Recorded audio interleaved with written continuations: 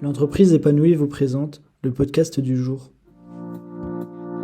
Bonjour à toi, amis podcasteurs qui nous écoutent aujourd'hui. Alors avant de commencer, je voulais saluer nos deux podcasteurs du jour, Mathieu et Christophe. Donc bonjour tous les deux, comment ça va? Bonjour Arnaud, bonjour tout le monde, ça va très très bien. Salut Arnaud, salut tout le monde qui nous écoutez. Tout va très bien, merci. Bon bah parfait. Alors au programme ce soir, on va aborder la cohabitation entre les différentes générations, donc que ce soit les anciennes générations ou les nouvelles générations, notamment la génération Z, non politique, je le rappelle, qu'on a abordé et dont on a parlé plusieurs fois durant nos podcasts précédents. Et on voulait savoir et on voulait s'informer sur le fait, est-ce que ça peut perturber l'évolution que peut avoir une entreprise et le développement de cette entreprise? Alors on va aborder différents axes de discussion. Peut-être que Mathieu, tu veux commencer avec peut-être la méthode de travail qui peut être différente en fonction de la génération à laquelle on appartient. Alors, merci de me donner la main Arnaud. Et, écoute, pour moi, cette cohabitation est nécessaire, pour ne pas dire vitale, entre les différentes générations. On parle de ces deux extrêmes, mais toutes les générations confondues. À savoir que d'un côté, nous avons des entrants dans l'entreprise, de l'autre côté, nous avons des sortants, et des sortants qui détiennent, on va dire, un savoir-faire qui est très important pour la survie de ces entreprises. Pour te dire, j'ai déjà vu des entreprises qui ont, après que certains salariés soient repartis à la retraite, ils les ont recrutés à nouveau en tant que consultants pour former les nouvelles générations.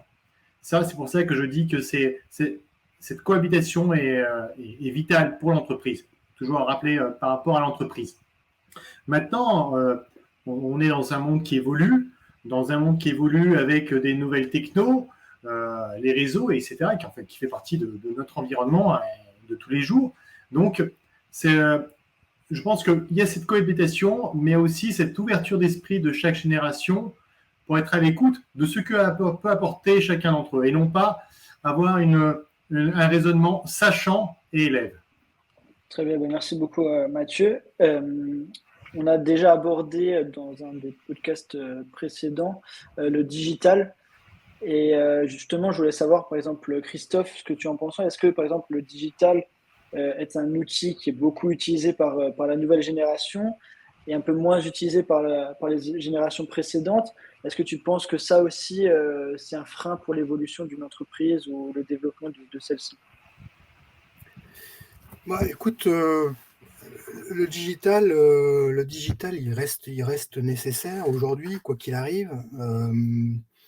Donc, pour moi, c'est quelle que soit la génération qui va se confronter à cette évolution et à cette mise dans le bain du digital, ça reste compliqué. Je n'irai pas dire que un jeune est plus à l'aise aujourd'hui sur une mise en place d'un outil digital qu'un plus ancien. Tout dépend de l'appétence de la personne sur ces sujets-là. Donc oui, il y a peut-être une proportion plus importante de jeunes sur le digital. Et encore, quand on parle du digital, il faut savoir de quoi on parle, parce qu'aujourd'hui, on met un petit peu tout dans le digital.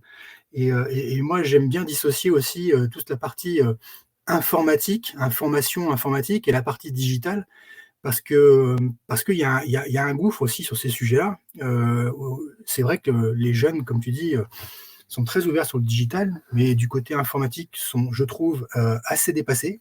Ce sont juste des utilisateurs très classiques et très pauvres dans les outils informatiques, alors que les plus anciens sont un peu plus, je trouve, à l'aise sur les produits informatiques.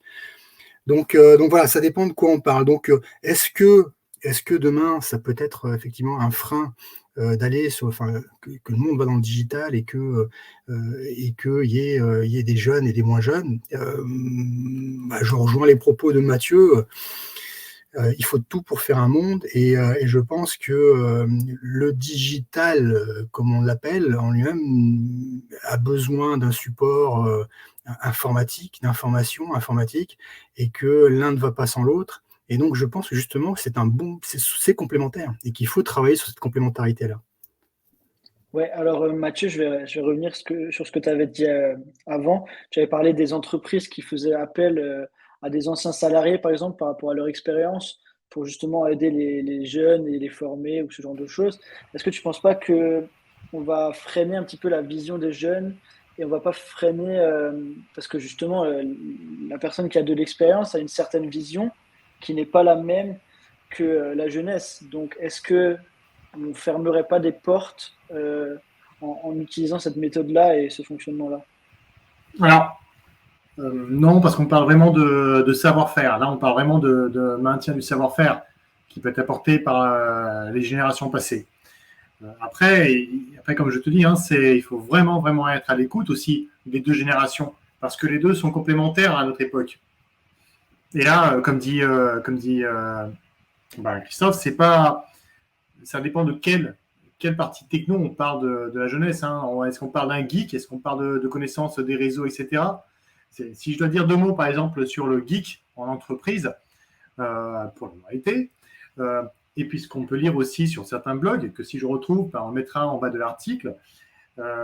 Une entreprise, par exemple, qui a des geeks dans l'entreprise, un geek peut, par exemple, apporter 20% de croissance de performance, je vais dire par là, à une entreprise, de par ses connaissances, son appétence à rechercher toujours l'innovation, la techno dans son travail, etc. Quoi. Mais comme dit Christophe, un jeune, c'est pas forcément le côté geek qui va apporter, c'est ses connaissances des réseaux sociaux, de ce qu'on voit. Et aujourd'hui, demain, il va peut-être amener une connaissance des méta dans l'entreprise, etc. Mais le piège là-dedans, c'est justement de ne pas faire participer ces générations dans une entreprise. De dire, c'est un jeune qui vient qui connaît ce que tout le monde sait, tous les jeunes connaissent, mais de ne pas mettre à profit, on va dire, et même de le motiver à mettre à profit pour l'entreprise ce savoir, alors que ça peut beaucoup apporter, je pense. Christophe, peut-être que tu veux réagir sur ça? Oui, je réagis, je rejoins bien entendu Mathieu, et il faut vraiment qu'on fasse attention à ce dont on parle, effectivement, quand on parle de digital. Ces entreprises qui font, comme dit Mathieu, qui ont des geeks là intégrés, et tu disais en avoir fait partie, Mathieu. On se rejoint sur quelques points aussi, encore là. mais ouais, c'est de la curiosité, au bout du compte, c'est de la curiosité. Alors, donc, il faudra vraiment faire attention, je pense, dans les prochains échanges qu'on pourra avoir avec la communauté ou entre nous, effectivement, quand on parle de ces sujets sur la digitalisation, du digital dans les entreprises, de pas se mélanger, et le digital est nécessaire. Le digital, c'est un support, c'est une aide pour avancer, comme l'a été l'informatique, l'automatisation à une époque. Le digital peut être aussi automatisé à un moment donné dans les process. Et moi, ce que je trouve dans le digital, c'est que les jeunes aujourd'hui, quand on dit qu'ils sont dans le monde du digital, je l'ai dit tout à l'heure, ils utilisent le digital et ils l'utilisent pour se simplifier la vie. Et peut-être que ces jeunes, cette génération-là, va aider les entreprises à travailler avec plus d'efficience. En fait, quand on va évoquer cette digitalisation, peut-être que cette génération-là va nous amener à travailler autrement, plus efficacement, avec plus d'efficience, sans pour autant, parce que j'entends des mots sur les générations, les générations, ils ne veulent plus travailler maintenant, ils sont feignants. Nous, à l'époque, on faisait du 7h, 19h. Ça, c'est pareil, c'est des réflexions d'un autre temps. Ça ne veut pas dire que si tu bosses 2 heures, tu n'es pas plus efficace qu'un mec qui bosse 10 heures. Ça ne veut absolument rien dire. Donc, j'imagine, moi, dans mes rêves les plus fous, que cette évolution qu'il va y avoir va être amenée par cette génération-là, par ce digital-là. Ça va venir compléter effectivement la partie automatisation et puis la partie informatique. Ça va venir, à mon avis, accélérer la fluidité de travail. Demain, cette génération-là dans l'entreprise épanouie, elle est capable de produire le même travail en 2 heures de temps plutôt que 10 heures, et ben, je prends tout de suite. Et puis je dirais rien de plus. L'objectif, il est atteint et point barre. On a utilisé le digital à bon escient. Donc, vive les nouvelles générations. Mathieu? Oui, alors là, comme ça, on a répondu à est-ce que les générations, les multigénérations peuvent cohabiter ensemble. Mais après, donc, on voit clairement que c'est toujours intéressant, c'est très intéressant, voire vital pour l'entreprise, que toutes ces générations cohabitent. Maintenant, la question, c'est comment les faire cohabiter ensemble. Alors, pour les faire cohabiter, il n'y a pas 15 solutions. La meilleure solution, c'est le collectif. C'est le collectif. J'entends par là la mise en place d'animations qui permet de mélanger ces générations, la mise en place de team building. Alors, si on peut revenir sur team building là-dessus, quand on parle de team building dans une entreprise, on voit souvent la direction ou les managers qui, eux, sont envoyés en team building parce qu'il faut qu'ils travaillent ensemble, etc. Mais je vois rarement des entreprises qui mettent en place du team building, mais à l'échelle de l'entreprise. Tu vois, c'est vraiment quelque chose qu'on a l'impression qui est dédié justement aux hautes sphères dans une entreprise. Or, c'est un team building multigénérationnel, même au niveau de tous les strates de l'entreprise. C'est ça qui permet justement de la cohabitation justement de toutes ces générations au sein de l'entreprise. En fait, il faudrait regrouper les différentes générations autour d'une identité. Et cette identité, ça serait l'identité de l'entreprise, quoi. J'aurais pas mieux dit. Merci. Ouais, justement, sur tout ça, sur le team building, sur l'identité d'entreprise, est-ce que tu veux réagir, Christophe? J'ai pas grand chose à ajouter là-dessus. Moi, pour le coup, je suis pas un gros fanat de ce genre de ce genre de pratique. Donc alors là, c'est le gros point d'interrogation. Là, je ne sais pas. Voilà, je passe la main. J'ai pas grand chose à rajouter là-dessus. Ouais, j'avoue que je suis assez sec. J'ai participé à pas mal de choses comme ça. Ça m'a jamais vraiment transcendé. C'est pas ce que je recherche. Donc c'est pas mon truc. C'est pas là-dessus que j'irai. Non, mais Désolé justement, pour les commentaires supplémentaires. non, mais du coup, justement, je vais rester sur toi. Et du coup, je voulais savoir, est-ce que tu aurais une alternative, toi, pour justement réussir à garder et créer un lien social plus efficace et plus important entre les différentes générations? Moi, je pense qu'il y a une identité, se rapporter à une identité, avoir des valeurs fortes et se raccrocher à ces valeurs fortes aussi. Les valeurs d'entreprise, sont importantes, mais des vraies valeurs d'entreprise, pas des valeurs marketées. À une époque, on remonte, alors ça fait du bien de temps en temps de remonter un petit peu en arrière.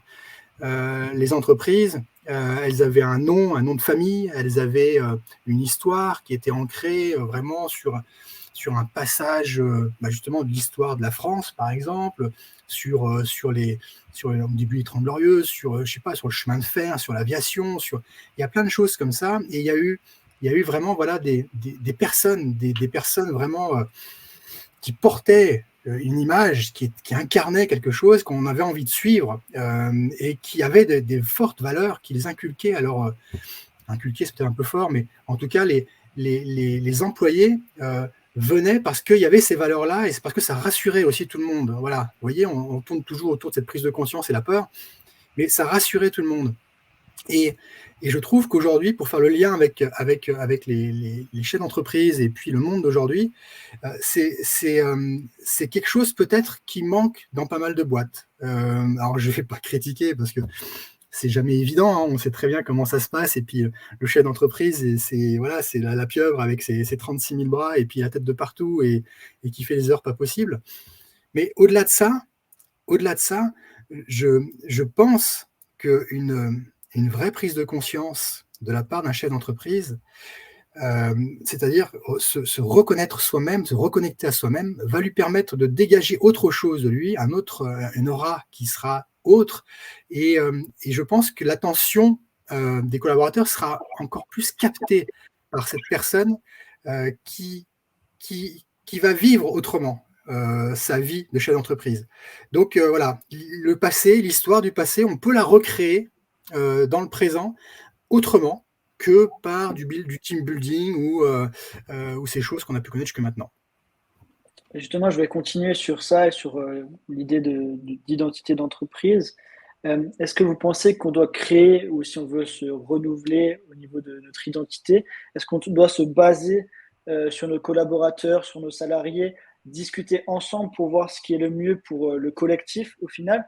Ou est-ce que vous pensez que c'est quand même la direction qui doit décider de la direction à prendre pour choisir l'identité justement de l'entreprise, Mathieu? Alors, il y a quand même les grandes lignes de la raison d'être de l'entreprise. Les valeurs de l'entreprise sont insufflées par l'entrepreneur, par le patron de la boîte. Après, c'est ce qui fait aussi que les salariés vont dans cette boîte ou pas. Et chose que malheureusement on ne voit pas suffisamment. Je vois mal sur les offres d'emploi apparaître les valeurs de l'entreprise. Ça, malheureusement, on ne voit pas sur la majorité des entreprises, des offres d'emploi. Et néanmoins, ça reste quand même très, très important. Et rappelle-moi ta question, s'il te plaît. Non, mais c'était justement savoir si on devait décider de l'identité de l'entreprise tous ensemble ou si justement c'est à différentes échelles. Après, là, tu viens un peu de répondre, mais donc ta réponse était plutôt basée sur, c'est plutôt la direction qui doit choisir pour ces choses-là. À suivre. Par contre, qu'on ne fasse pas fausse route, il y a des entreprises qui aujourd'hui décident même, je ne sais pas si j'avais dit dans le dernier podcast, des entreprises qui décident même du choix des moyens de production par les collaborateurs de production. Parce que ce sont eux qui sont sur le terrain, c'est eux qui savent au mieux comment faire pour augmenter les capacités, etc. Alors, chez nous, c'est forcément, on met des sachants, etc. Mais par contre, c'est des gens qui vont faire ça sur un fichier Excel ou autre chose. Et on voit clairement qu'arrivé une fois sur le terrain, on se retrouve avec plein de problèmes.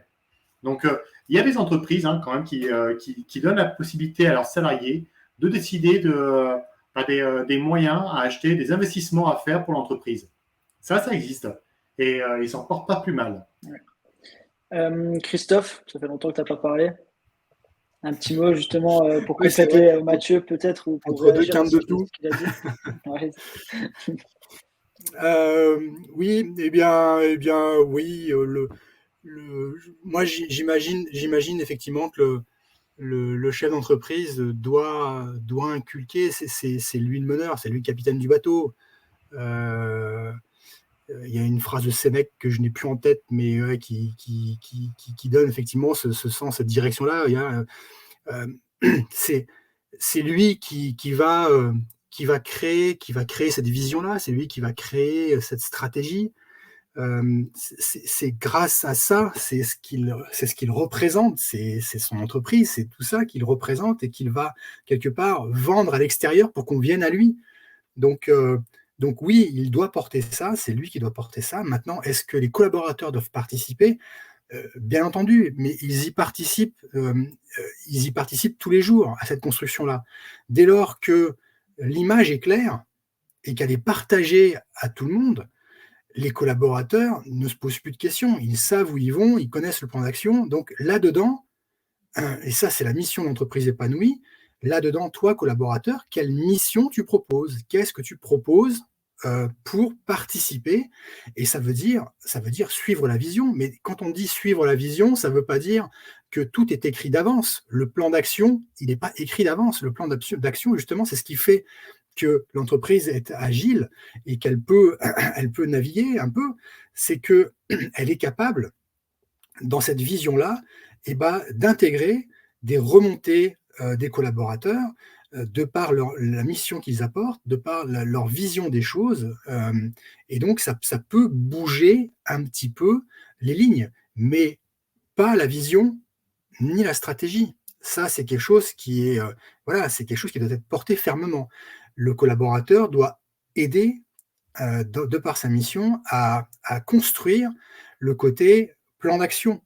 Et là, tout est ouvert. Il a le droit de tout faire là-dedans, jusqu'à aller à bouger quelques lignes, comme je disais tout à l'heure. Donc c'est primordial. C'est primordial d'avoir quelque chose, une image claire, une communication claire pour que tout le monde puisse comprendre. Et ce qui est génial dans ce système-là, c'est que quelqu'un de l'extérieur, c'est-à-dire un fournisseur, un client, un concurrent, un banquier, peut avoir cette image claire-là aussi et se dire « Waouh, il y a un gars à la tête de cette boîte-là qui incarne vraiment sa boîte et derrière, des collaborateurs qui l'accompagnent, qui le soutiennent dans cette progression-là et des talents qui viennent le rejoindre parce qu'ils ont compris où allait la boîte. » C'est ça le top. C'est ça le top. Mathieu ? Je suis d'accord avec toi, Christophe. Maintenant, je me mets à la place d'un jeune que j'ai été, bien sûr. Et en fait, et corrige-moi si je me trompe, Arnaud, le plus jeune d'entre nous, un jeune, quand il arrive dans une entreprise, je pense une génération, une nouvelle génération aujourd'hui, c'est venir faire comme les anciennes générations, c'est-à-dire venir dans une entreprise, avoir l'ordre de faire telle ou telle tâche, je n'irai pas jusqu'au taylorisme, mais être dans une boîte hermétique où on leur dit ta tâche, ça va être ça, ça, ça. Je ne pense pas que c'est ce que les nouvelles générations cherchent, mais plutôt une émancipation dans une entreprise, c'est chercher à s'éclater, vraiment avoir à donner du sens à son travail dans l'entreprise. Et c'est pour ça que pour moi, c'est vraiment à nos entreprises d'aujourd'hui, en tout cas, de motiver. D'ailleurs, on dit bien que la motivation vient par le collectif. Donc, motiver justement les jeunes générations en leur donnant plus la main, plus le pouvoir de décision sur des choses où ils ont de la valeur ajoutée dessus. Je voudrais ajouter un autre point aussi qui est très important. On est sur une entreprise, les entreprises sont multigénérationnelles. Et je pense aussi que c'est important aussi de souligner que les jeunes générations, je ne dirais pas qu'ils ont le devoir, mais c'est important aussi qu'ils accompagnent quand même. Ils accompagnent les anciennes générations justement dans cette avancée, dans l'utilisation de ces moyens technologiques, etc. Ou même dans les raisonnements, tout simplement. On dit que les nouvelles générations, ils ont une autre façon de voir la vie en entreprise, etc. C'est la qualité de vie au travail prime avant toute autre chose. Dans les entreprises, par une nouvelle génération, les anciennes générations, c'était différent. Donc, à l'époque, on parlait carrément de pyramide de Maslow. Donc, la QVT n'était pas la première chose qu'on visait dans l'entreprise, mais plutôt les besoins physiologiques, le salaire, etc. Donc, je pense que c'est vraiment ce mélange, ces discussions qui peut avoir le deux, cet accompagnement d'un côté pour le savoir-faire, de l'autre côté pour quelque part la conduite de ce changement, de cet état d'esprit, par les jeunes pour les plus anciens, est très très important. Oui, c'est sûr. Et puis là, quand je vous entends parler, c'est vrai qu'on touche à un point, on ne l'a pas abordé directement, mais c'est le fait de garder et attirer les talents. Alors, ça fera l'objet d'autres podcasts et d'un thème spécifique qui va arriver très prochainement. Mais c'est vrai que quand je vous entends parler comme ça, l'identité de l'entreprise, là, tout ce que tu viens de dire, Mathieu, c'est beaucoup arriver à attirer les talents et justement préserver les talents au sein de notre entreprise. Parce qu'on voit que beaucoup de jeunes partent à l'étranger. Pour quelles raisons? Pourquoi? Comment faire pour changer les choses? Etc. etc. Donc voilà, après, on aura l'occasion d'en parler en profondeur dans les prochaines semaines. Donc ça sera intéressant de connaître votre avis plus en détail sur ce sujet-là. Donc voilà, c'est cool. Messieurs, si quelqu'un a quelque chose à rajouter, n'hésitez pas, faites-le maintenant ou jamais. Parce qu'on arrive sur la fin de notre podcast. Personne ne se manifeste, donc je pense que c'est bon. Vas-y. Ce sera pour la prochaine. Ok, parfait. Écoutez, merci. C'est l'occasion à nos chers auditeurs d'écouter le prochain podcast. Exactement. Justement, j'arrivais au moment de faire la publicité. Donc déjà, merci de nous avoir écoutés. Laissez-nous votre avis en commentaire. Partagez, abonnez-vous, activez la cloche. Ça, c'est pour YouTube. Et abonnez-vous à notre compte LinkedIn pour suivre notre actualité en temps réel. Le lien est comme toujours en description. Mathieu, Christophe, je vous souhaite une bonne soirée. Merci d'avoir pu participer. Merci Arnaud, merci Christophe, merci chers auditeurs. À la prochaine. Salut à tout le monde, à très vite. C'était le podcast des mecs présenté par l'entreprise épanouie.